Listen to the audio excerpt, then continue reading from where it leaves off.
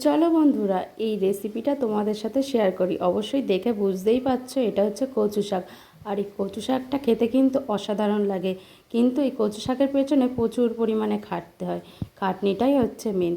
আর খেতে কিন্তু একবার খেলে বারবারই খেতে ইচ্ছা করে। আমার তো করে, কার করে অবশ্যই জানাবে। তো দেখো, কড়াইতে একদম অল্প পরিমাণে জল দিয়েছি, তারপরে কচু শাকগুলো ধুয়ে এক এক করে আমি কড়াইতে দিয়ে নিয়েছি। আর কড়াটা কিন্তু পুরো ভরে গেছে। তারপরে কিছু ছোলা ভিজিয়ে রেখেছিলাম, ছোলাগুলো ওই কচু শাকের ওপরটায় আমি দিয়ে দেব। তো দেখো, আমি এক এক করে সব ছোলা দিয়ে দিচ্ছি। আর দিয়ে তারপর আমি চাপা দিয়ে দেবো। এর থেকে প্রচুর পরিমাণে জল বেরোবে। সময় নিয়ে, টাইম নিয়েই কিন্তু কচু শাকটা সেদ্ধ করতে হবে। একটু টাইম লাগবে সেদ্ধ করতে। তো দেখো, আমার অনেকটাই পরিমাণে জল বেরিয়ে গেছে। এবার আমি এই কচু শাকগুলো ঢেলে নেব, জলটা ছেঁকে নেব। তারপরে আমি কড়াটা বসিয়ে দিয়েছি। তারপরে সামান্য পরিমাণে একটু সর্ষের তেল দিয়ে দিলাম। তারপরে কটা শুকনো লঙ্কা, কটা কাঁচা লঙ্কা দিয়ে দিয়েছি। তারপরে দিয়ে দিলাম মৌরি। আর এই কচু শাকটা কিন্তু ভালো করে এইভাবে চিপে চিপে নেবে, যতটা জল ফেলে দেওয়া যায় ততটা পরিমাণে।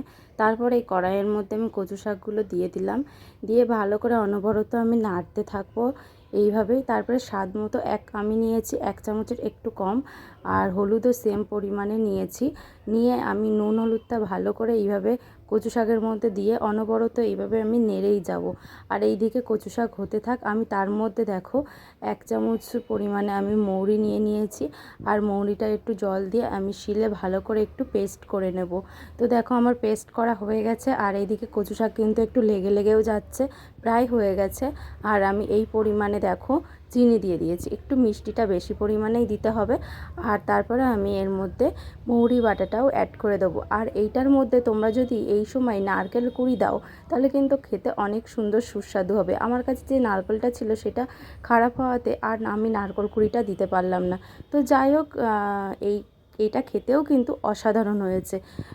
তো তোমরাও এইভাবে ট্রাই করবে। আর রেসিপিটা ভালো লাগলে অবশ্যই কিন্তু জানাতে ভুলবে না। তো টাটা।